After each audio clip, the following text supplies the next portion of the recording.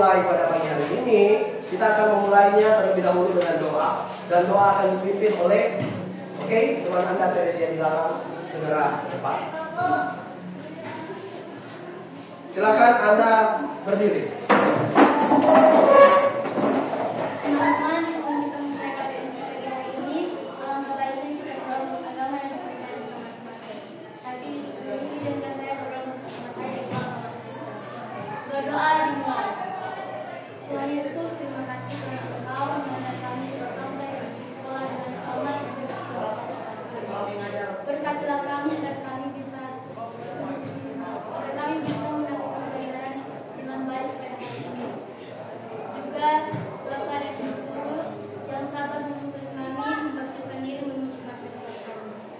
Terangilah kami dengan Roh Kudus-Mu agar dengan jernih dapat menyerap semua pelajaran yang kami pelajari pada hari ini. Tuhan Yesus, terima kasih. Dalam nama Tuhan Yesus kami sudah berdoa. Amin. Berdoa selesai. Silakan duduk.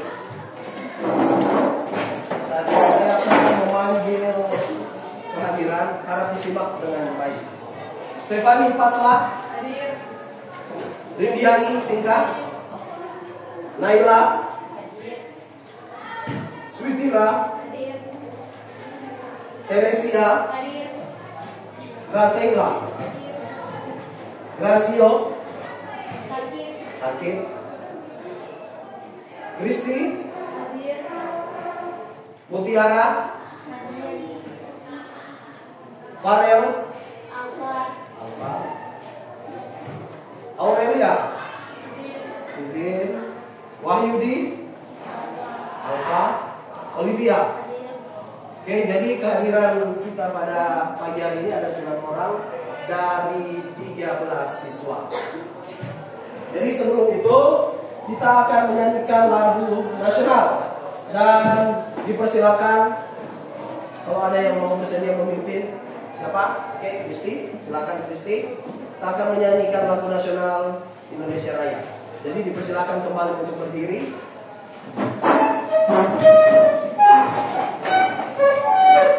Sikap sempurna. Hiduplah Indonesia Raya. Indonesia tanah airku, tanah tumpah darah. Di sanalah aku berdiri, jadi pandu Indonesia kebangsaanku, bangsa dan tanah airku. Marilah kita berseru, Indonesia bersatu. Hiduplah tanahku, hiduplah negeriku, bangsaku, rakyatku semuanya. Bangunlah jiwanya, bangunlah badannya untuk Indonesia Raya. Indonesia Raya, merdeka, merdeka, tanahku, negeriku yang ku cinta.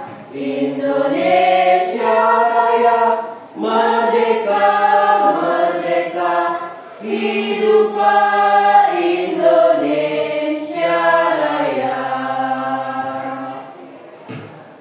Silakan duduk.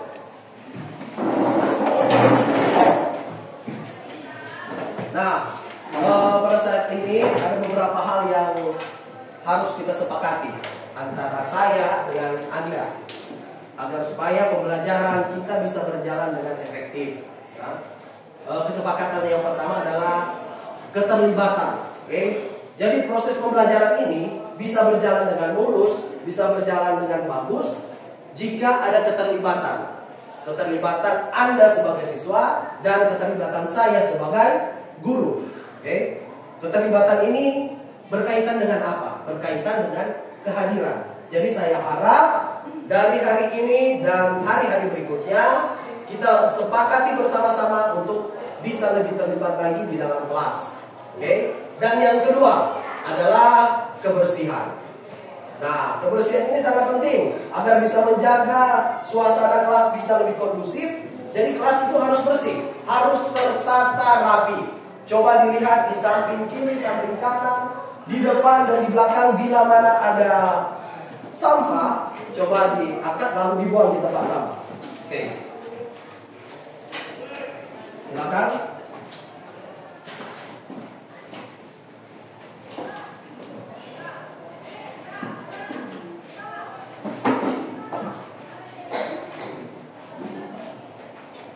Oke, Anda bisa memahami mengenai kesepakatan kali ini? Sah? Nah, jadi keterlibatan dan juga tentang kebersihan kelas. Nah, materi kita pada pagi hari ini adalah teks hasil observasi. Coba Anda perhatikan di depan.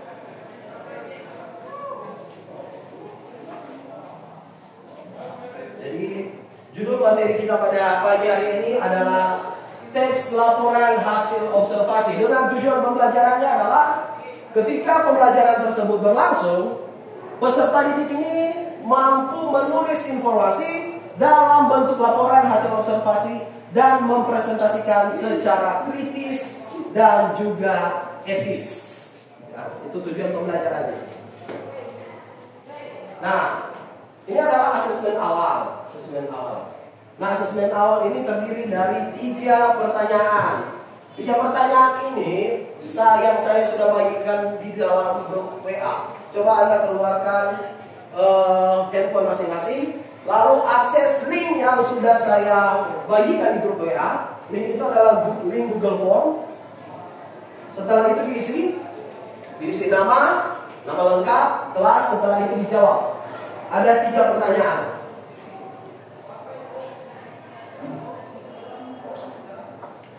Ada 3 pertanyaan. Nama, kelas, dan jawab. Oke, semuanya bisa diakses. Nah, jadi ketiga pertanyaan itu adalah sebagai berikut. Dan jadi fungsi dari asesmen awal ini untuk membangun persepsi Anda tentang materi yang akan kita pelajari pada pagi hari ini. Apa yang sudah Anda ketahui tentang teks hasil observasi? Ada yang bisa jawab? Apa yang Anda ketahui tentang teks hasil observasi? Oke, Teresia silakan berdiri jawab. Yang saya ketahui, teks laporan hasil observasi sebuah teks hasil pengamatan dari sebuah objek. Nah, jadi teks hasil observasi itu adalah kegiatan pengamatan terhadap suatu objek. Nah, apa yang ingin Anda ketahui tentang teks hasil observasi?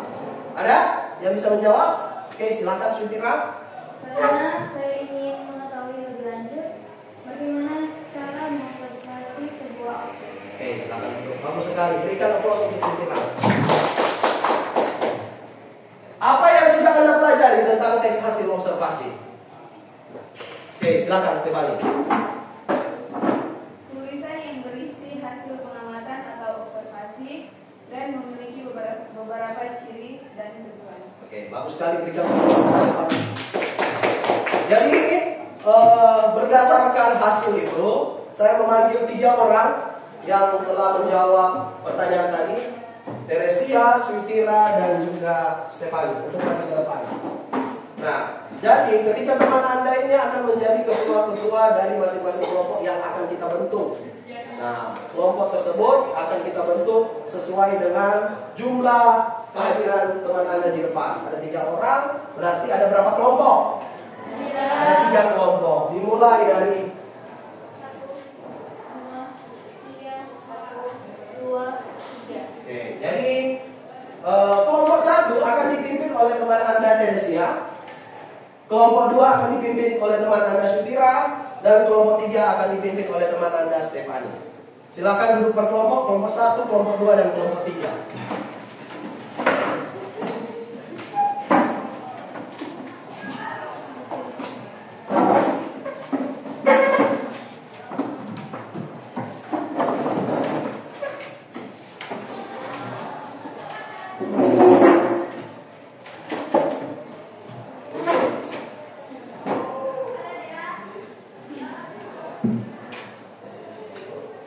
Nah, tadi sudah dijelaskan apa yang dimaksud dengan teks hasil observasi. Ya. Teks hasil observasi itu adalah teks yang berisi penjelasan secara umum. Ya, jadi sifatnya secara umum, suatu objek yang diperoleh dari hasil pengamatan. Teks laporan hasil observasi ini memiliki isi mengenai klasifikasi tentang jenis-jenis apa yang diamati berdasarkan kriteria tertentu. Jadi secara sederhana, teks hasil observasi ini adalah sebuah kegiatan pengamatan. Okay? Dia mengamati sebuah objek, lalu ditulis data-data berdasarkan informasi yang dia dapatkan dari pengamatan. Okay? Jadi data tersebut atau pengamatan tersebut harus berdasarkan fakta yang ada. Kita tahu bersama bahwa fakta itu merupakan apa? Ada yang tahu fakta? Berarti hal yang benar-benar terjadi. Jadi di dalam teks hasil observasi, selain melakukan pengamatan suatu objek, hasil dari pengamatan tersebut atau data atau informasi yang didapatkan harus berdasarkan dengan fakta. Bisa paham sampai sini? Lanjut.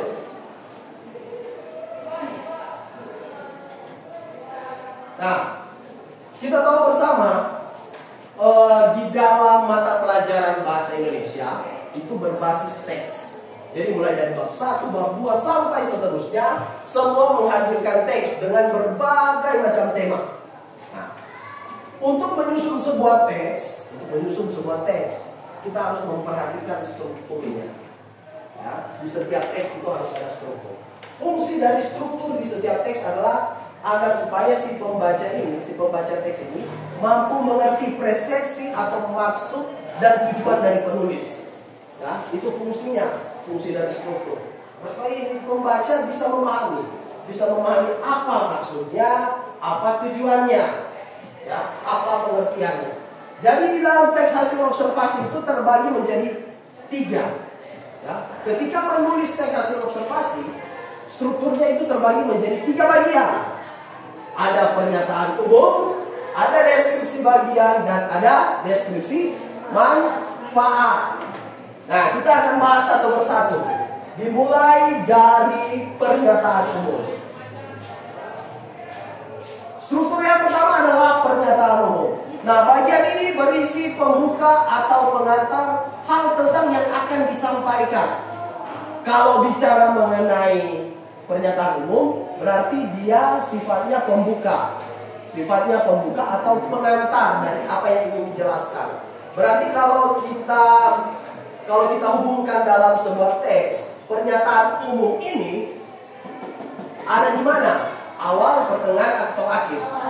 Awal, ya. Jadi karena sifatnya ini membuka sebuah teks atau mengantar sebuah teks. Jadi di dalam sebuah teks pernyataan umum itu harus ada di awal, ya, di awal. Hal umum tentang objek yang akan dikaji dan menjelaskan secara garis besar pemahaman terhadap hal tersebut. Jadi yang akan dijelaskan itu adalah hal-hal umum, mulai dari pengertiannya, maksudnya, tujuannya. Nah, jadi hal itu yang disebut sebagai hal umum. Hal umum yang berkaitan dengan objek yang akan diamati. Misalkan Anda mengamati pohon kelapa. Nah, pohon kelapa ini pengertiannya apa? Definisi dari pohon kelapa itu apa? Ya, fungsi dari pohon kelapa itu apa? Nah, itulah yang akan dibahas di dalam pernyataan umum. Boleh pahami sampai sini?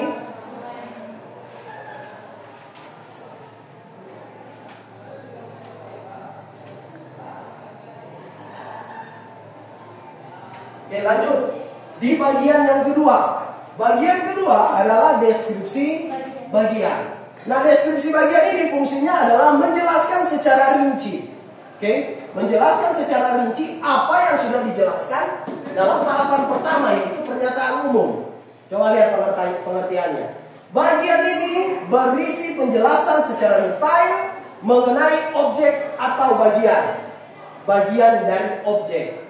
Nah, jadi hal umum yang telah dijelaskan pada paragraf pertama, pada pernyataan umum, itu akan dijelaskan kembali pada deskripsi bagian, tetapi secara detail. Oke? Kalau di pernyataan umum penjelasannya hanya berupa penjelasan hal-hal yang umum saja, kalau di deskripsi bagian penjelasannya itu akan secara detail, mulai dari ciri-cirinya, bagian-bagiannya, dan lain-lain. Misalkan yang dijelaskan atau kita mengambil tema atau kita mengobservasi sebuah objek, katakanlah pohon kelapa. Kalau di pernyataan umum, di situ akan dijelaskan bahwa pengertian dari pohon kelapa itu apa. Nah, setelah masuk dalam deskripsi bagian, akan dijelaskan bagian-bagian dari pohon kelapa. Jadi ciri-ciri dari pohon kelapa itu apa? Mulai dari daunnya, setelah itu buahnya. Buahnya itu kan juga punya fungsi. Nah, fungsi-fungsi dari pohon kelapa itu akan dijabarkan dalam deskripsi bagian. Jadi misalkan pohon kelapa itu fungsinya untuk apa? Yang pertama, daunnya itu berfungsi bisa untuk apa? Bisa buat atap rumah, bisa juga sebagai apa? Sapu. Batok kelapanya bisa buat produk yang lain, ya. Jadi ada banyak. Nah, fungsi-fungsi itulah yang akan dijelaskan dalam deskripsi bagian. Oke, paham sampai sini? Yang ketiga, struktur yang ketiga adalah deskripsi manfaat. Jika dilihat dari judulnya berarti isinya mengenai manfaat. Deskripsi manfaat ini adalah kesimpulan. Biasanya dia terdapat pada akhir paragraf. Jadi kalau pernyataan umum itu ada di awal, deskripsi bagian itu ada di bagian tengah, berarti deskripsi manfaat ada di bagian akhir. Bagian akhir dari sebuah teks yang berisikan manfaat. Jadi misalkan sama dengan tadi, misalkan objeknya pohon kelapa. Jadi manfaat dari pohon kelapa itu apa? Airnya bermanfaat untuk apa? Misalkan untuk kesehatan. Ya, nanti akan dijabarkan manfaat-manfaatnya. Bagian ini berisi manfaat dari objek yang diamati, baik bagi manusia atau alam secara umum. Jadi manfaatnya bisa manfaat kepada kita sebagai manusia atau manfaat di tempat lain, misalkan di alam sekitar. Ya, boleh? Paham? Kita lanjut.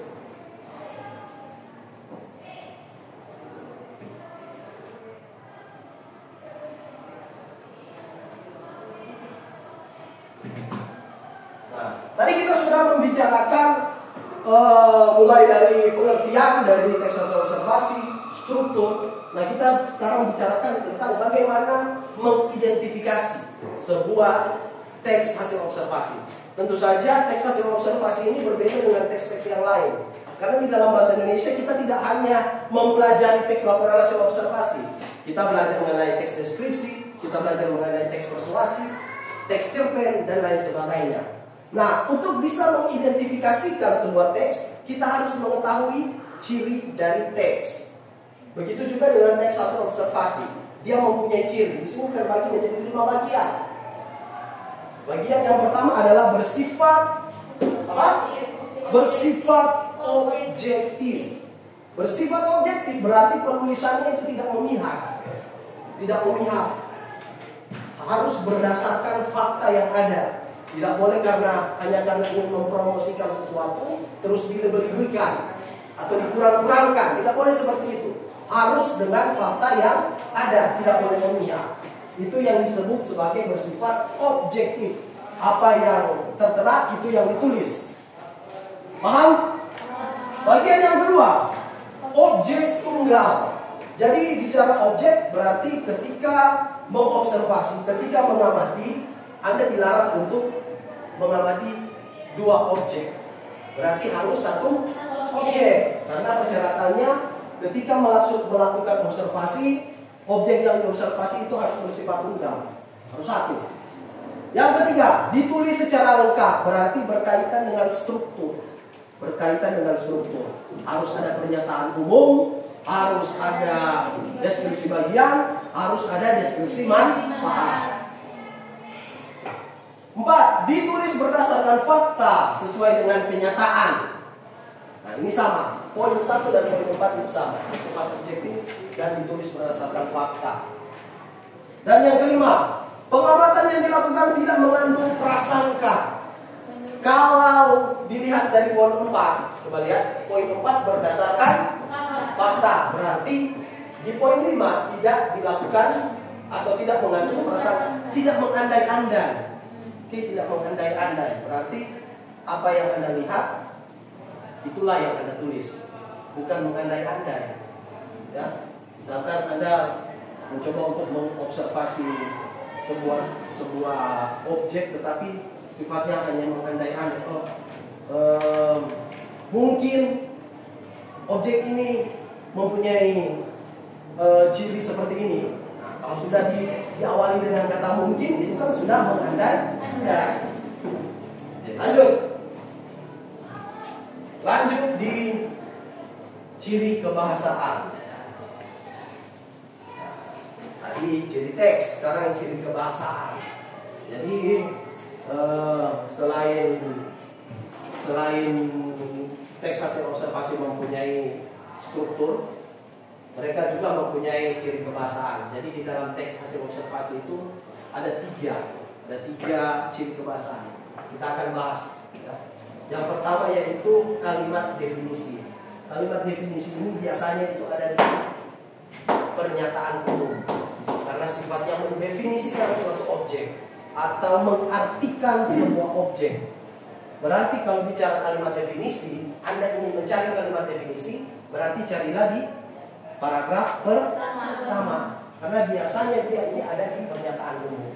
Kalimat yang menjelaskan suatu hal, baik benda hidup maupun benda mati. Penggunaan kalimat definisi dalam teks laporan merujuk pada istilah teknis atau ilmiah. Contohnya, belalang anggrek atau Hymenopus coronatus adalah ketika mengartikan sesuatu, berarti dia melekat pada kalimat definisi. Ya. Belalang anggrek atau Hymenopus coronatus adalah jenis belalang sentadu atau belalang sembah yang hidup di Indonesia dan kawasan Asia Tenggara lainnya. Itu contohnya. Jadi bila mana Anda menemukan sebuah kata di dalam teks, misalkan kata adalah, merupakan, berarti itu merujuk pada kalimat definisi.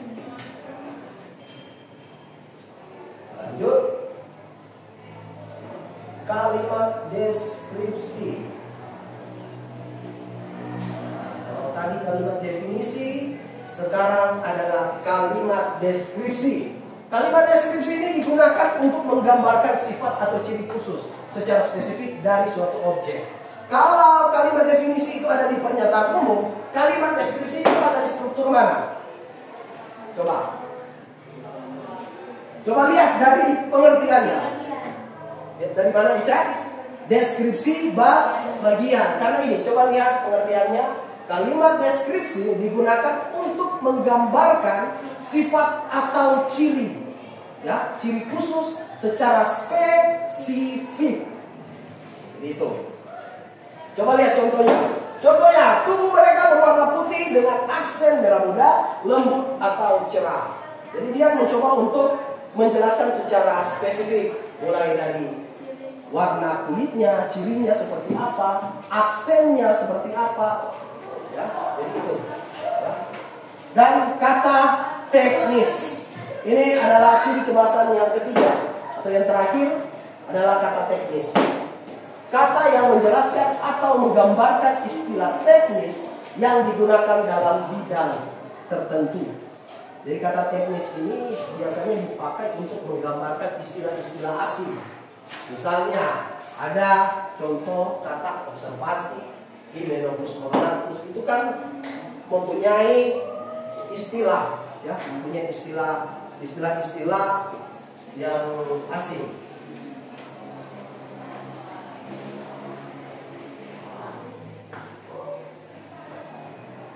Coba Rindiani belakang lihat handphone, charge laptop di tas.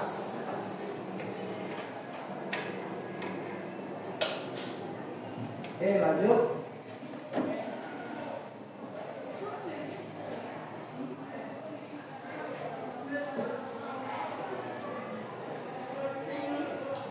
Nah,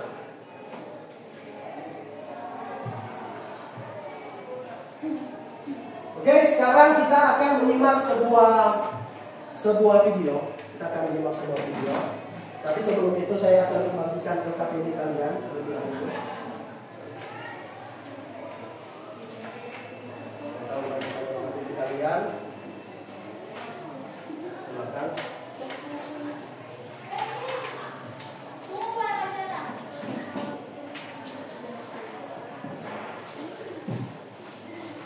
Nah, di dalam LKPD itu berisikan dua tabel, ya, berisikan dua tabel beserta dengan linknya.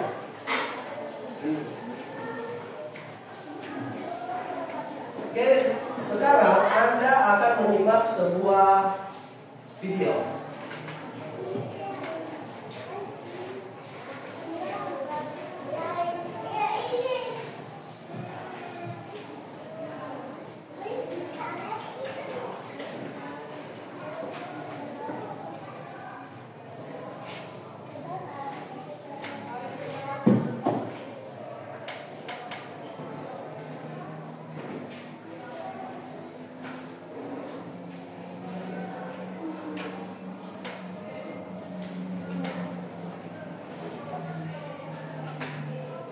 The Bluetooth device is ready to pair.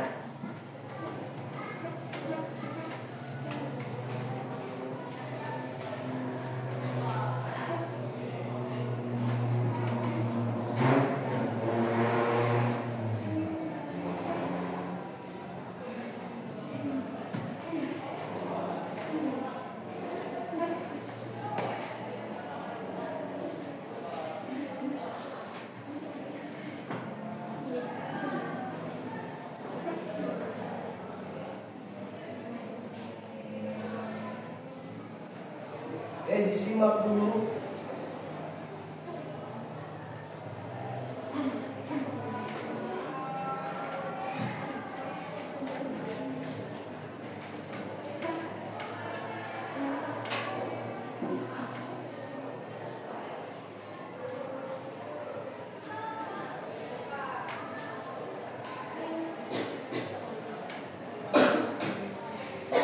The Bluetooth device is connected successfully.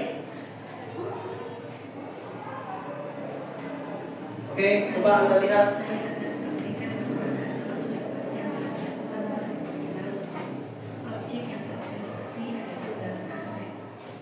Pertama-tama, saya akan menyampaikan informasi umum terkait dengan belalang anggrek. Belalang anggrek atau Hymenopus coronatus adalah salah satu jenis belalang sentadu atau belalang simba yang hidup di Indonesia dan kawasan Asia Tenggara lainnya. Seperti namanya, belalang ini memiliki bentuk dan warna yang menyerupai bunga anggrek. Pada bagian berikutnya, saya akan menjelaskan ciri khas belalang anggrek yang terdiri atas bagian tubuh, bentuk tubuh, makanan, dan daur hidupnya. Bagian tubuh belalang anggrek terdiri atas kepala, thorax, dan abdomen. Di bagian kepala terdapat mata majemuk, mulut, dan dua buah antenna seperti benang.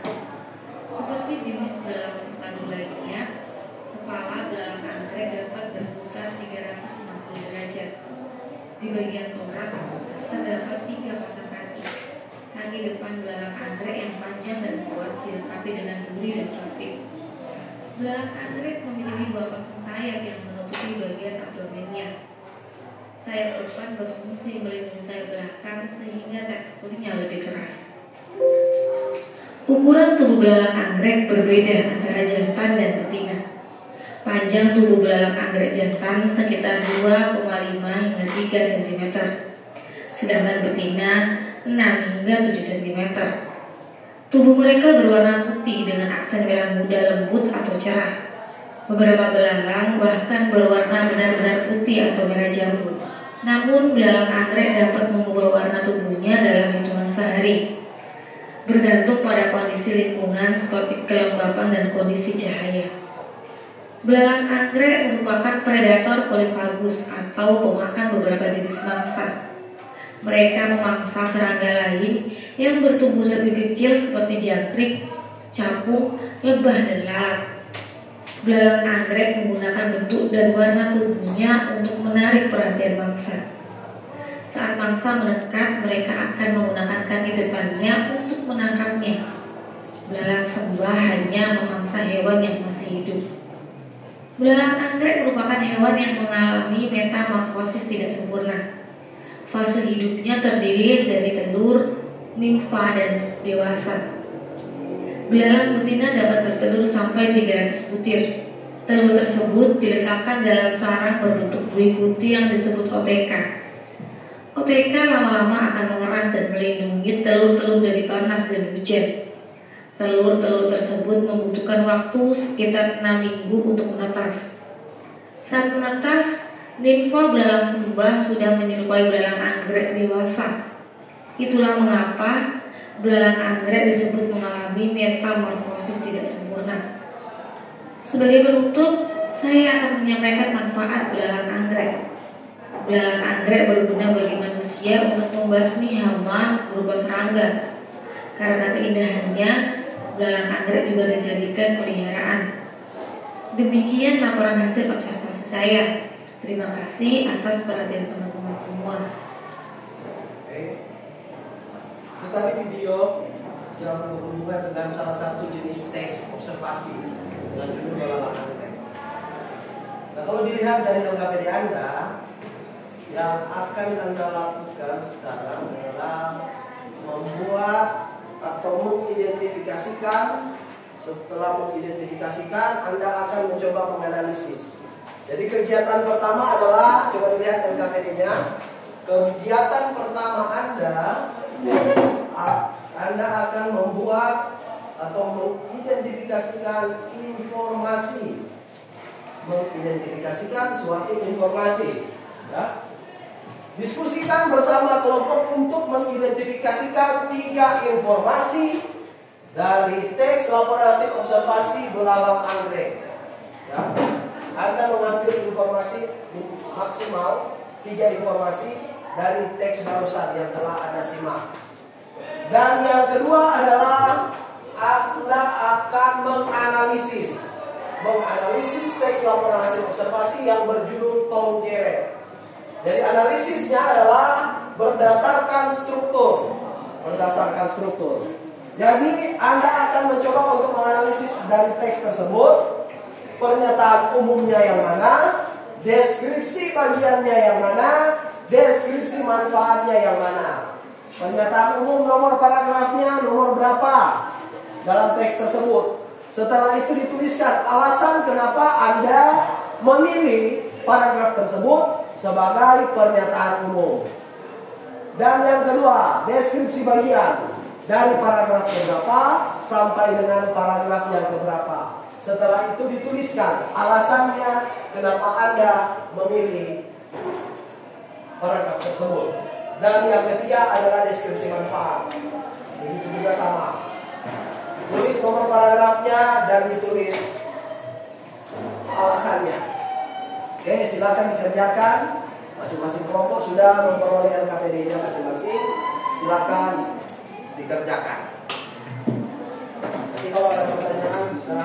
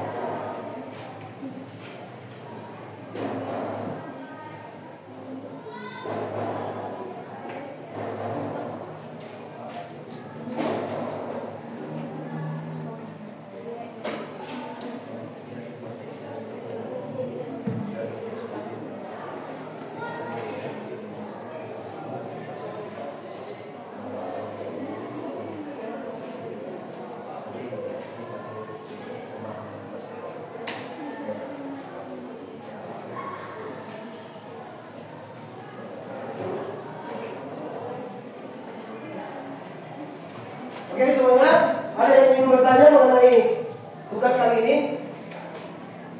Oh, oke, silakan berdiri. Ya. Oke, silakan dulu. Jadi di sini coba perhatikan semuanya. Jadi teman Anda ingin menanyakan mengenai bagaimana cara mengidentifikasi suatu informasi. Jadi sebelum Anda identifikasi informasi tersebut, Anda harus tahu dulu informasi itu apa. Ya, Anda harus tahu informasi itu apa. Informasi itu adalah data yang berdasarkan fakta yang ada. Ya. Jadi lihat di situ. Kalau ingin mengidentifikasi informasi, lihat di setiap kalimat mana yang mengindikasikan bahwa kalimat tersebut adalah data dari fakta-fakta yang dituliskan oleh penulis. Oke, mulai dari ciri-cirinya, bagian-bagiannya, itu termasuk data-data. Paham? Silakan dilanjutkan.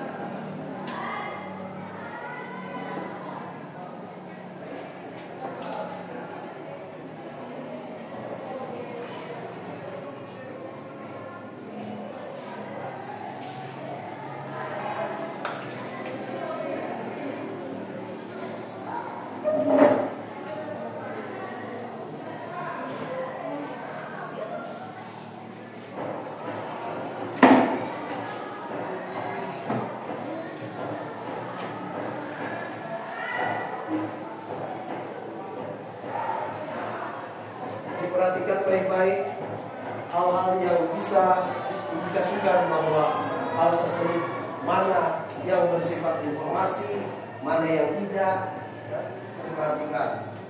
Terus ingat lagi pernyataan umumnya, pembagian strukturnya seperti apa, pernyataan umum itu posisinya di mana, deskripsi bagian itu posisinya di mana, deskripsi manfaat itu posisinya di mana. Nah, supaya ketika menganalisis Anda bisa lebih paham, ya.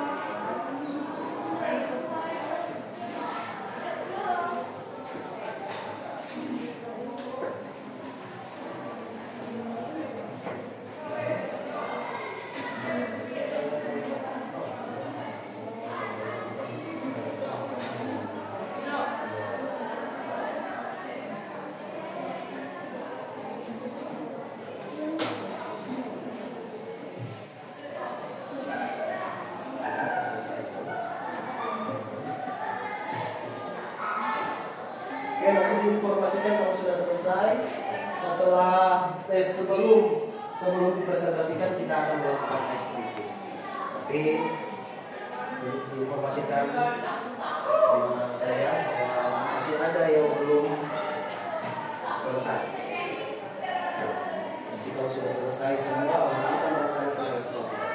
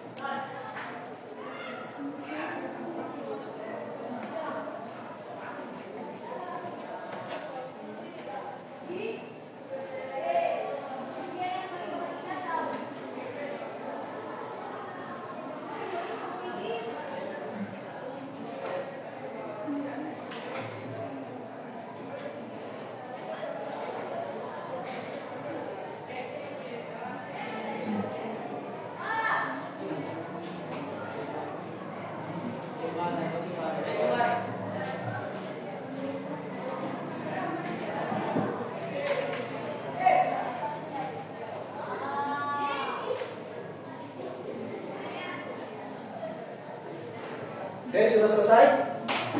Sudah? Nah, sekarang kita akan melakukan ice breaking. Anda sekarang menyimak video yang akan saya putarkan.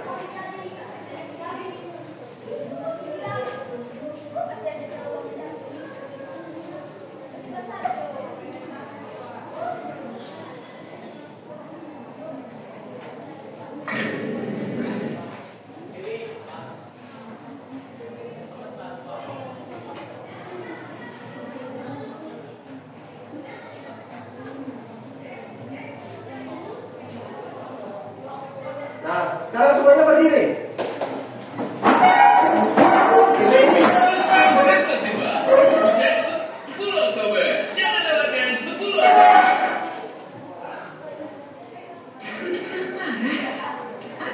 Kita akan bermain tebak warna. Jadi yang Anda sebutkan adalah warnanya, bukan kalimatnya. Ya. Warnanya bukan kalimatnya. Nanti ada contohnya.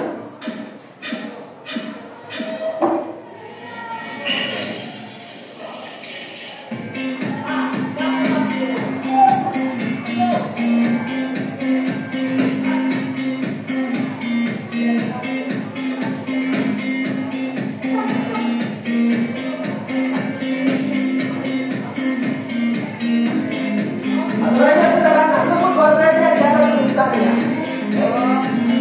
Sebut warnanya,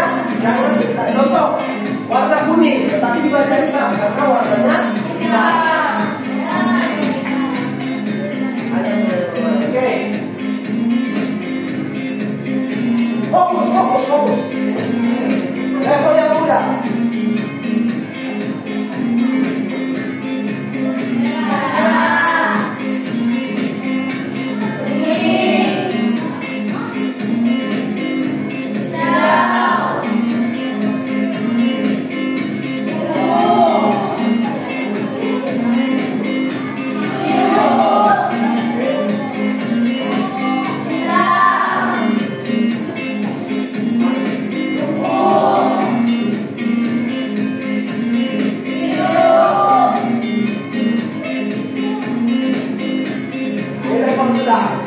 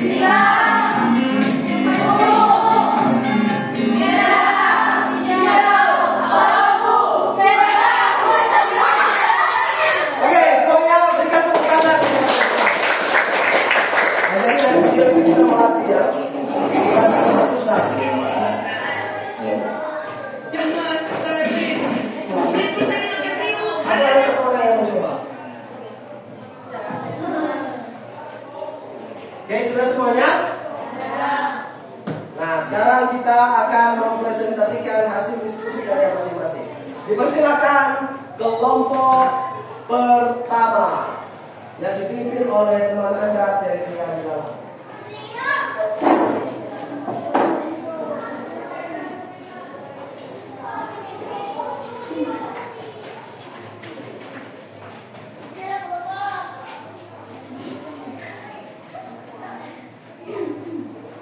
Selamat pagi. Pagi. Baiklah, kami dari kelompok 1 akan mempresentasikan hasil diskusi kami. Tak kenal maka tak sayang, menjadi perkenalkan saya Teresia Kristania Gilalang. Nama saya Tasila Kaino. Nama saya Olivia Gilon. Jadi presentasi kami hari ini berjudul tentang belalang anggrek yang akan dipresentasikan oleh teman saya Rasrila Mahendra. 1. Belalang anggrek atau Orchium mastis Hypnopus coronatus merupakan belalang singkadu yang masuk dalam ordo belalang bunga. 2. Dinamai orchid atau anggrek karena secara keseluruhan tubuhnya menyerupai bunga anggrek yang tengah mekar dengan bentuk parfum dan mikropak bunga anggrek. 3. Warnanya cantik dengan tubuh berwarna putih dan merah jambu membuat belalang ini dianggap tidak nyata. Diskusi yang kedua yaitu berjudul Konggeret yang akan disampaikan oleh teman saya Olivia Gilon. Dipersilakan. Struktur teks, pernyataan umum, klasifikasi, nomor paragraf 1. Alasan paragraf ini memberikan informasi umum terkait nama ilmunya dan pengertian dari konggeret. Struktur teks, deskripsi bagian, nomor paragraf 2 dan 5. Paragraf ini memberikan informasi tentang konggeret. 1. Paragraf 2 menjelaskan mengapa konggeret dapat berbunyi. 2. Paragraf 3 menjelaskan tentang fungsi dari konggeret bagi konggeret jantan. 3. Paragraf ketiga menjelaskan tentang daun biru. 4. Paragraf kelima menjelaskan mengenai makanan konggeret. Paragraf ini menjelaskan manfaat dari konggeret bagi kehidupan manusia. Itulah hasil dari diskusi kami. Jika ada salah kata mohon dimaafkan. Jika ada yang ingin dipertanyakan dipersilakan. Oke, kita berikan applause. Oke, silakan duduk. Lanjut kelompok 2. Nanti pertanyaannya kita tampung di terakhir. Kita bahas di terakhir ya.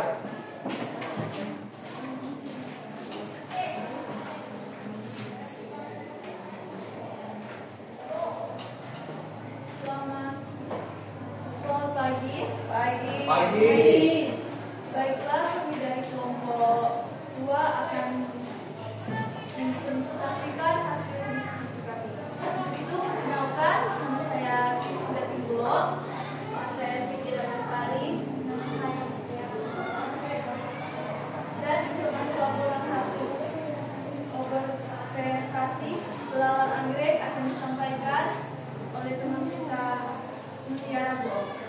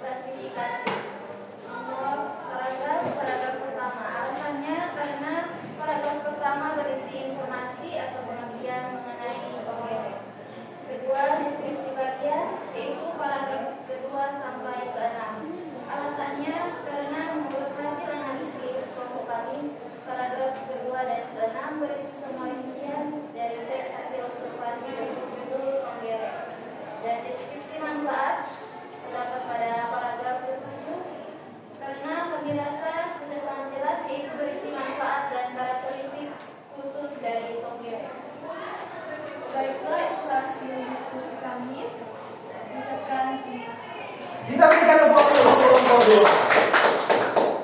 Silakan duduk. Dan kelompok 3 yang dipimpin oleh teman Anda Stefani untuk segera tampil di depan.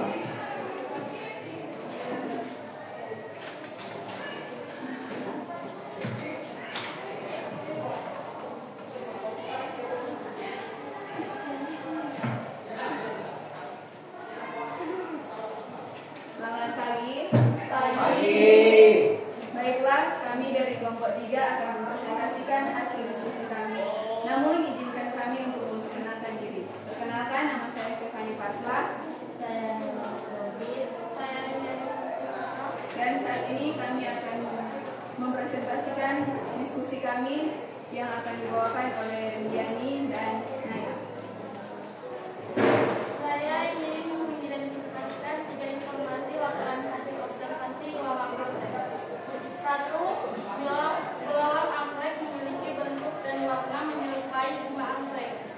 2. Belalang anggrek dapat mengubah warna tubuhnya dalam hitungan hari, tergantung pada kondisi lingkungan seperti kelembapan dan kondisi cahaya. 3. Belalang anggrek merupakan predator polifagus atau pemakan beberapa jenis mangsa. Selanjutnya saya akan membacakan hasil diskusi kami mengenai analisis informasi teks laporan hasil observasi berbentuk pembunuh. Struktur teks pernyataan penuh atau klasifikasi terdapat pada paragraf ini. Alasannya karena paragraf ini menyajikan informasi umum tentang penggerak seperti nama atau 2. Deskripsi bagian terdapat pada paragraf 2 sampai 5. Alasannya karena paragraf ini memberikan informasi lebih terperinci tentang penggerak. Seperti 1. Paragraf 2 menjelaskan tentang bagian tubuh penggerak dan fungsinya. 2. Paragraf 3 menjelaskan tentang perbedaan penggerak ganda dan penggerak terpindah. 3. Paragraf 4 menjelaskan tentang daur hidup penggerak. 4. Paragraf 5 menjelaskan tentang jenis-jenis makanan penggerak saat dewasa dan muda. Berikutnya adalah deskripsi manfaat yang terdapat pada paragraf 6. Alasannya karena paragraf 6 berisi tentang informasi manfaat penggerak bagi petani sebagai pertanda hujan dan sebagai santapan. Itulah hasil diskusi kami. Terima kasih.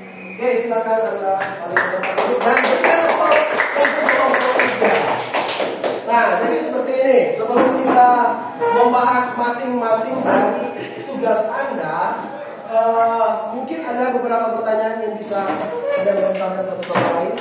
Dimulai dari kelompoknya Teresia, mungkin ada teman-teman Anda. Kelompok 3, ada pertanyaan untuk kelompoknya Teresia? Sebelum kita melanjutkan kembali.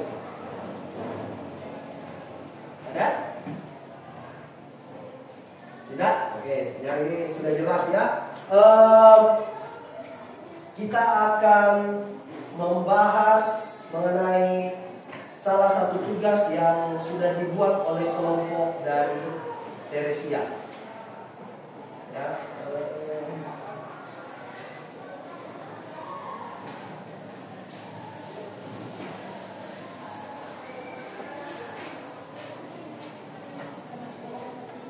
Jadi coba dilihat, ini jawaban dari kelompok Teresia. Jadi mulai dari atau kelompok 1 ya, kelompok 1. Kita akan bahas secara bersama-sama.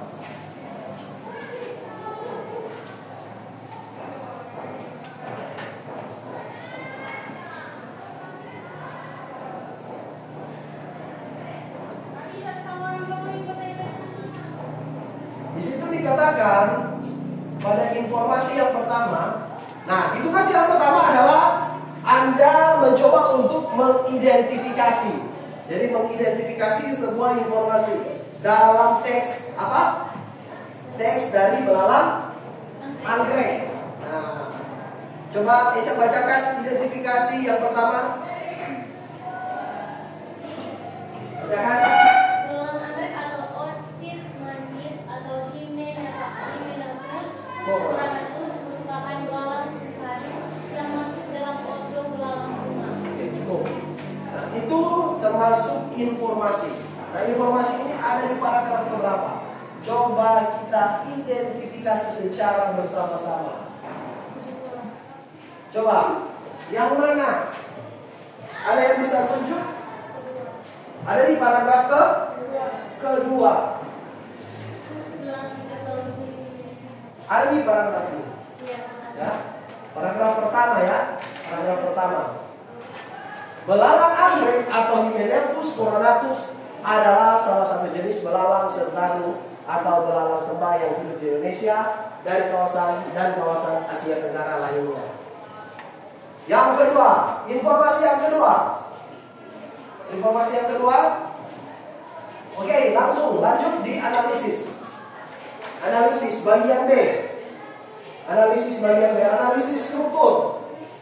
Analisis struktur dengan teks apa? Tonggeret. Analisis struktur. Oke, ini teks tonggeret. Coba analisisnya satu orang bacakan dari kelompok 3. Analisisnya coba bacakan. Pendapat pribadi sendiri. Analisisnya. Deskripsi bagian itu terdapat di paragraf keberapa? Kalau dari kelompok 3. Dari paragraf pertama coba sebutkan alasannya. Alasannya apa? Kenapa memilih paragraf pertama? Karena paragraf ini menjadikan informasi terkait nama ilmiah dan pengertian dari tonggeret. Coba dilihat di sini kelompok 3. Yang mana yang mengindikasikan jawaban Anda? Coba lihat. Yang mana? Ya, coba ditunjuk. Maju ke depan. Dari kata mana sampai dengan mana? Yang mengindikasikan suatu informasi. Ya, deskripsi. Pernyataan umum. Pernyataan umum dari kata mana sampai dengan kata mana? Dari tonggeret sampai dengan titiknya. Oke, berikan applause untuk kelompok 3. Nah, jadi di paragraf pertama merupakan ya, pernyataan umum. Karena mengandung sebuah informasi. Lanjut di paragraf kedua atau struktur yang kedua, kelompok 1. Struktur yang kedua, deskripsi bagian. Alasan yang pertama apa? Coba dibacakan, Cak. Paragraf ini memberikan informasi tentang tonggeret.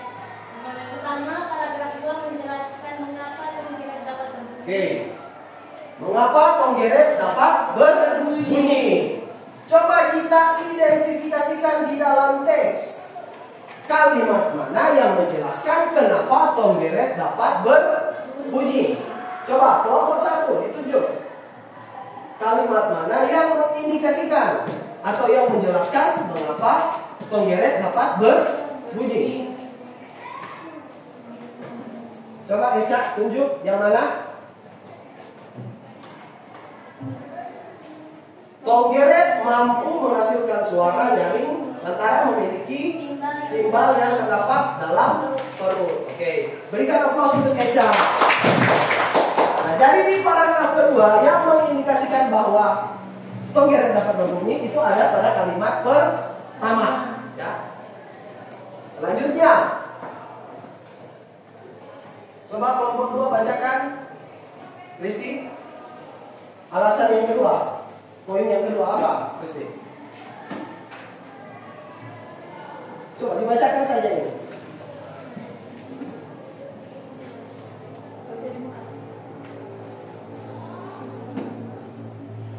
Sudira, coba. Paragraf 3 menjelaskan tentang fungsi dari suara tonggeret bagi tonggeret jantan. Oke, jadi pendapat pada poin yang kedua adalah dalam paragraf 3 menjelaskan tentang fungsi dari tonggeret jantan, suara dari tonggeret jantan, ya. Coba kita identifikasikan. Ada yang bisa? Bagi yang bisa coba angkat tangan. Identifikasikan informasi dari kalimat berikut ini. Ya. Dari alasan yang kedua, paragraf ketiga menjelaskan tentang fungsi dari suara tonggeret bagi tonggeret jantan. Penjelasan itu ada di paragraf ketiga, dari kata mana sampai dengan mana. Coba angkat tangan yang mau. Oke, Sutira, silakan ditunjuk.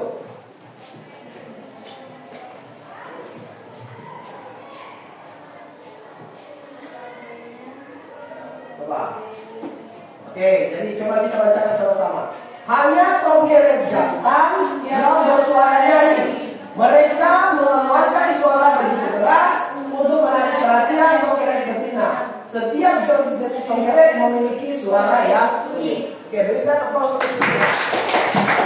Nah, jadi itu alasan yang ketiga ya. Alasan yang terdapat pada paragraf yang ketiga adalah menjelaskan tentang fungsi dari suara ini.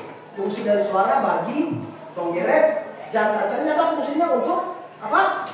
Untuk apa? Menarik perhatian dari tonggeret betina. Yang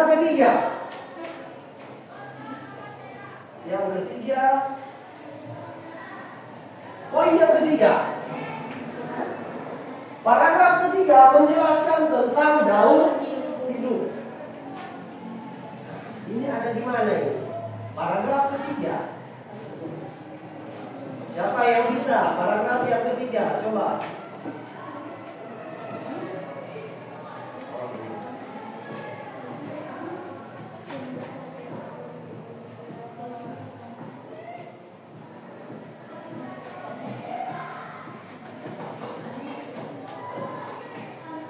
Ada yang bisa jawab? Daur hidup yang mana?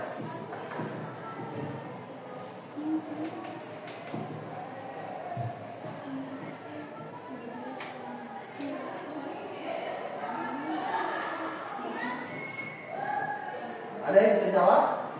Coba Anda identifikasikan. Kalau yang pertama itu ada di poin ke berapa? Poin kedua. Kalimat pertama ada di poin kedua, berarti selanjutnya itu ada di poin yang ketiga. Selain itu, selain untuk menarik perhatian betina, suara nyaring tersebut pun berguna untuk melindungi mereka dari serangan burung yang akan memangsanya. Itu jawaban. Lanjut di poin yang keempat. Paragraf kelima menjelaskan mengenai makanan tonggeret. Jadi fokus utama dari poin yang keempat ada pada paragraf yang kelima. Coba kita lihat paragraf yang kelima, bagian mana yang menjelaskan mengenai makanan. Paragraf ketiga, keempat, kelima. Coba Anda identifikasikan kalimat yang mana yang menjelaskan mengenai makanan. Oke, silakan.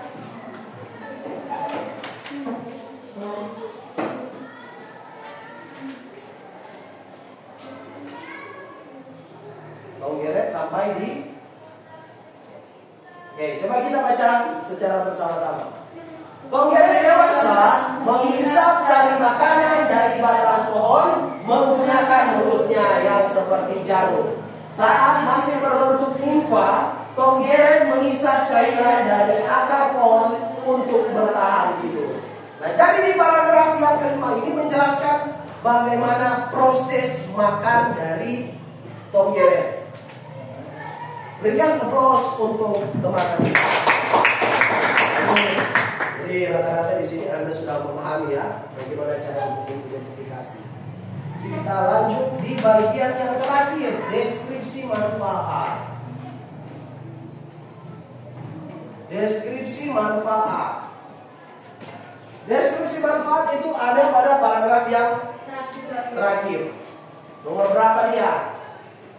Nomor paragrafnya 6. Isi penjelasannya atau isi alasannya adalah paragraf ini menjelaskan manfaat dari togeret bagi kehidupan manusia. Jadi di paragraf terakhir dia menjelaskan manfaat ya. Lebih spesifik lagi menjelaskan manfaat bagi manusia. Coba kita identifikasikan kalimat mana yang merujuk pada manfaat. Ada yang bisa menjawab? Silakan angkat tangan Anda. Kita identifikasikan secara bersama-sama.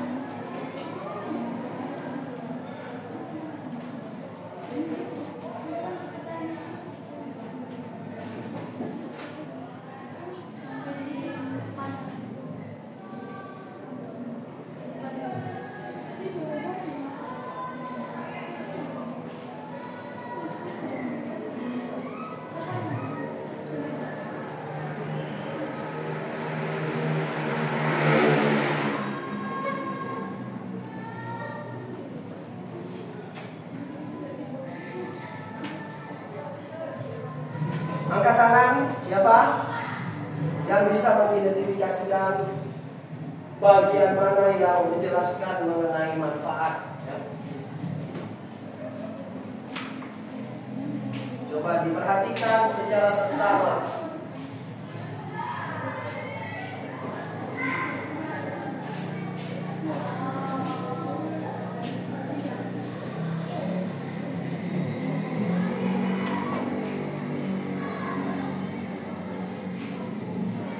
Anda perhatikan. Jadi alangkah baiknya teman Anda yang belum pernah menjawab, coba tampil di depan.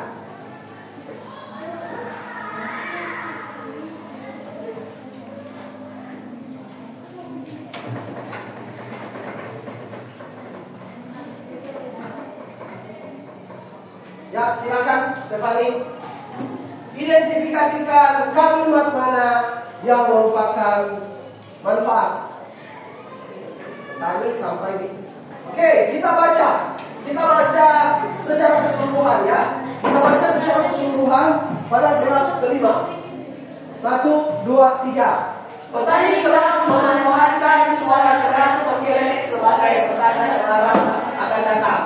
Bunyi togeret ramai terdengar di penghujung musim hujan, alias saat cuaca mulai panas. Saat togeret banyak bersuara, petani akan bersiap untuk bertanam palawwijaya seperti jagung dan kacang, karena musim kemarau akan segera datang. Sayangnya perubahan iklim menyebabkan suara togeret tidak lagi teratur sehingga tidak dapat lagi digunakan. Nah, jadi itu ya, itu fungsi bagi manusia sebagai pertanda, ya, sebagai pertanda bahwa masa panen akan segera datang.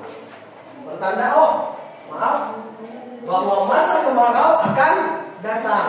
Jadi kalau togeret ini sudah ramai terdengar, berarti masa kemarau sudah akan datang. Oke, sampai di sini Anda semua paham? Anda paham bagaimana cara menganalisis? Bagaimana cara mengidentifikasi? Paham? Ya, bagus. Nah, sekarang kita masuk dalam kegiatan terakhir. Kita masuk dalam kegiatan terakhir. Di sini kita akan mencoba mengingat kembali, feedback, mengingat kembali pelajaran yang telah kita lalui hari ini. Nah, ada beberapa pertanyaan yang ingin saya tanyakan kepada Anda. Jadi siapa yang ingin menjawab, tolong angkat tangan. Nah, di sini apa yang Anda pelajari hari ini? Ada yang bisa menjawab? Oke, silakan. Yang saya pelajari hari ini adalah teks observasi dan bagaimana cara mengidentifikasi informasi sekaligus menganalisis hasil informasi tersebut di dalam bentuk teks hasil observasi. Oke, silakan. Jadi yang kita pelajari hari ini adalah bagaimana cara mengidentifikasi dan juga cara menganalisis. Jadi mengidentifikasi berarti menemukan. Nah, informasi yang telah Anda tuliskan tadi itu adalah proses menemukan. Anda menemukan, Anda mencoba untuk mencari, membaca dan mendapatkan atau menemukan suatu informasi yang terkandung di dalam sebuah teks. Tapi ingat bahwa informasi tersebut harus bersifat data dan juga harus berdasarkan fakta. Ya, apa yang dimaksud dengan informasi? Informasi itu data. Data dari kegiatan pengamatan. Oke. Selanjutnya, pada kegiatan kali ini kita sudah melewati beberapa kegiatan, mulai dari penjelasan, mulai dari presentasi kelompok atau kegiatan berkelompok. Nah, yang saya ingin tanyakan kepada Anda, apa hal yang Anda sukai dari kegiatan yang kita laksanakan hari ini? Ada yang bisa menjawab? Siapa? Oke, silakan. Yang saya sukai adalah ketika kami secara berkelompok mencoba menyelesaikan tugas yang diberikan kegiatan menjadi lebih efektif karena ada keterlibatan teman-teman dalam penyelesaian. Oke, tepuk tangan untuk diri. Ternyata di sini Anda semua terlibat aktif dalam kegiatan berkelompok. Selanjutnya, nah kendala. Karena tentu saja di dalam pembelajaran pasti ada sebuah kendala. Nah, kendala, apa kendala dalam pembelajaran hari ini? Ada yang bisa menjawab? Silakan, Kristi. Kendala yang saya hadapi adalah saya belum memahami bagaimana mengidentifikasi informasi. Oke, silakan. Jadi itu ya, Kristi, cara untuk mengidentifikasi informasi. Anda harus pahami terlebih dahulu informasi itu apa. Informasi itu data berdasarkan hasil pengamatan. Berarti data tersebut harus disampaikan dengan tidak mengandai-andai.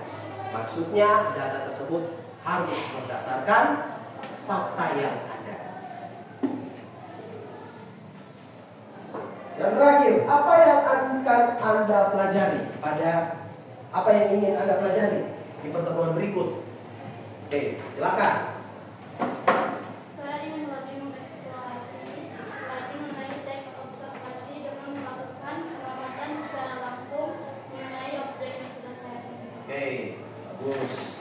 Nah, jadi dalam kegiatan teksasi observasi ini yang akan kita lakukan itu adalah pengamatan. Jadi masing-masing dari Anda nanti akan mengamati sebuah objek. Setelah itu akan dituliskan kembali data-datanya, fakta-fakta di lapangan seperti apa ya.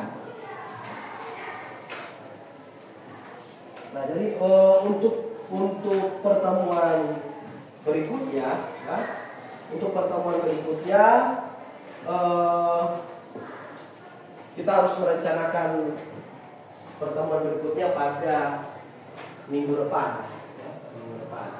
Jadi di akhir pertemuan kita pada siang hari ini, saya mengucapkan banyak terima kasih kepada kalian karena atas keterlibatan kalian di kelas. Atas keterlibatan kalian di kelas, semua tampil di depan. Ada juga teman-teman yang berani untuk mengidentifikasi teks dan lain sebagainya. Terima kasih ingin saya sampaikan. Dan di pertemuan berikutnya kita masih dalam tema teksasi observasi. Kita masih akan menganalisis sebuah teks, tetapi dengan pendekatan yang baru, ya, dengan pendekatan yang baru. Nama pendekatannya adalah adik Simba. Adik Simba. Adik Simba itu apa? Kalau dalam istilah bahasa Inggris 5W tambah 1H. Apa, di mana, kapan, siapa, mengapa, dan bagaimana. Jadi itu yang akan kita lakukan. Kita akan menganalisis sebuah teks di pertemuan berikut, tetapi dengan pendekatan yang baru. Nama pendekatannya adalah adik Simba. Nah, tentu saja begini. Tentu saja dalam kehidupan kita sebagai seorang manusia, kehidupan kita sebagai seorang manusia, ada banyak hal yang terjadi dalam kehidupan kita. Nah, hal-hal yang terjadi itu adalah proses pembelajaran. Manusia itu tidak pernah berhenti belajar. Manusia itu tidak pernah berhenti belajar. Dalam keseluruhan hidupnya di muka bumi, dia selalu belajar. Untuk apa? Fungsinya. Untuk menjadi apa? Menjadi pribadi yang lebih baik. Pembelajaran hari ini akan berakibat baik di kemudian hari. Jadi jangan lelah-lelah untuk belajar. Jangan lelah-lelah untuk belajar, jangan jeng-jeng untuk belajar, karena fitrahnya sebagai manusia adalah bagaimana kita memperbaiki diri. Kita semua di sini adalah manusia yang tidak 100% benar, tidak 100% sempurna, pasti mempunyai kekurangan. Saya mempunyai kekurangan, Stefani juga seperti itu, Kristi juga seperti itu. Tetapi ingat, ketika manusia mempunyai kekurangan, kita juga berarti mempunyai apa? Kelebihan. Kalau saya mempunyai kelebihan di hal lain, Anda juga pun seperti itu, mempunyai kelebihan di hal lain. Tinggal bagaimana kita mencari kelebihan kita masing-masing seperti apa. Nah, jadi untuk itulah proses belajar dalam kehidupan manusia itu sepanjang hayat. Sepanjang hayat, selama nafas kita masih bernafas sebagai manusia, sepanjang hayat itu kita akan terus belajar. Paham semuanya? Paham. Jadi berikan aplaus kepada diri kita masing-masing. Semuanya. Nah, sekarang sebelum pembelajaran diakhiri, satu orang akan pimpin doa. Tapi sebelum itu masing-masing meja diperbaiki, buku-buku ditaruh di dalam tas atau laci, dirapikan. Semua perlengkapan coba dirapikan.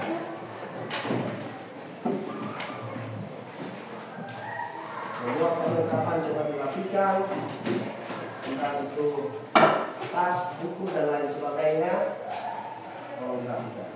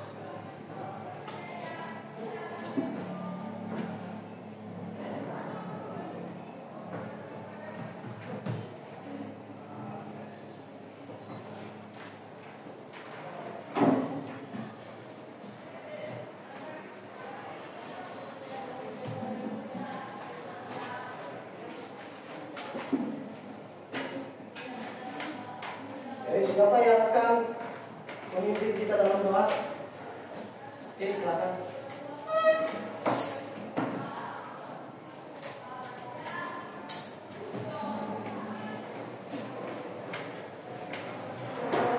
The Bluetooth device is ready to pair. Baiklah teman-teman, sebelum kita mengakhiri kegiatan belajar mengajar pada hari ini, alangkah baiknya kita akhiri dengan berdoa. Namun sebelum itu izinkan saya berdoa menurut agama dan kepercayaan saya sendiri, yaitu agama Islam. Mari kita berdoa.